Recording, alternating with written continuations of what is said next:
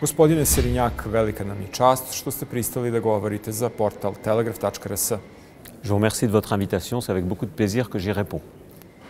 Svet se našao u velikim iskušenjima. Pošast koronavirusa primorala je vlade da uvedu neke mere kako bi se izborile sa pandemijom. Imate li utisak da su zbog toga prava i slobode pojedinaca ugroženije više nego ikad?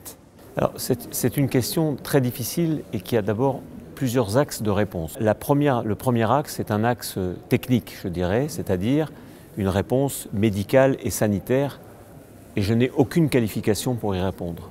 Le deuxième axe est un axe de décision politique, et tant que nous sommes dans un cadre démocratique, nous autres francs-maçons, nous nous interdisons d'apporter un commentaire à toute décision politique, que nous respectons toujours. En revanche, le troisième axe, c'est l'axe justement, on va dire, philosophique, moral et éthique au sens le plus large. Et cela nous concerne profondément, nous autres francs-maçons. Notre devise est liberté, égalité, fraternité. Donc la liberté est pour nous quelque chose de très important, et donc les mesures, quelles qu'elles soient, autant nous comprenons parfaitement qu'elles puissent, comme je l'ai dit, politiquement et sanitairement être prises à un certain moment, autant nous réfléchissons beaucoup et nous sommes très vigilants à des atteintes qui perdureraient au point de vue de la liberté.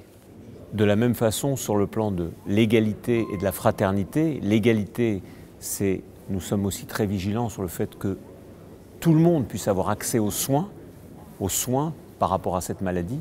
Et quant à la fraternité, c'est la solidarité de chacun, mais même supranationale, c'est-à-dire que tous les citoyens du monde, tous les êtres humains puissent avoir cet accès aux soins.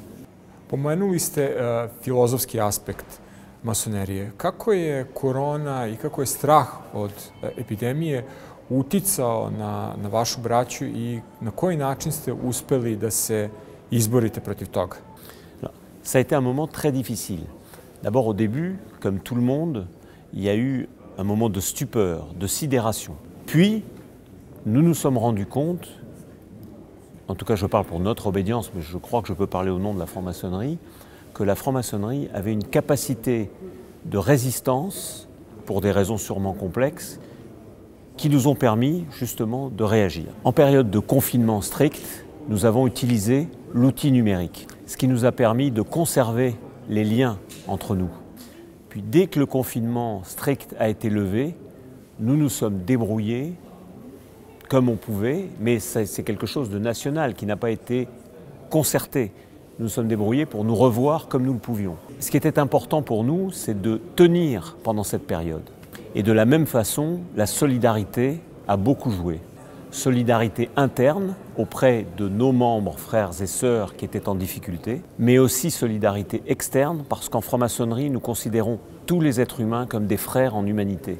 Kako će masonerija odgovoriti na nove izazove budućnosti, gde u isto vreme treba da se vodi računa o zdravlju ljudi i životnoj sredini, gde treba da se vodi računa o rastućoj nejednakosti i o tome da stari principi, bili da su oni naučne prirode, religijske, kulturne, društvene prirode, više ne važe?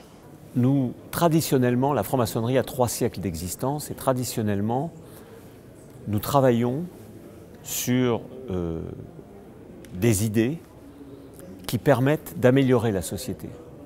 Donc nous sommes peut-être des utopistes. Nous savons que les choses sont difficiles, que de nombreuses forces antagonistes se mesurent entre elles. Mais nous travaillons toujours donc sur ces grands principes et à partir de ces grandes idées, autour aussi de sujets parfois beaucoup plus ancrés dans la société. Et nous constatons que cette méthode, depuis que la franc-maçonnerie existe, donc depuis 3 siècles, fonctionne. Donc pour répondre à votre question,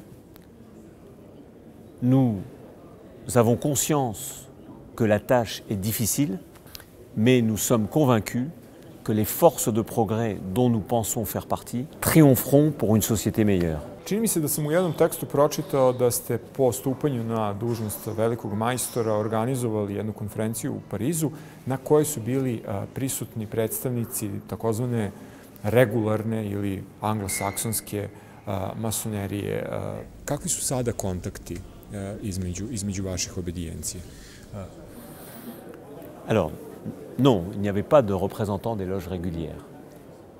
Autant nous les reconnaissons, mais eux ne nous reconnaissent pas. Probablement, nous le regrettons, évidemment. Pour nous, l'idée maçonnique étant une idée de rassemblement et de générosité, nous avons évidemment le souhait d'avoir les meilleures relations avec tous les francs-maçons, sachant que nous partageons un idéal commun. Veliki majstore, hvala vam što ste govorili za portal telegraf.rs.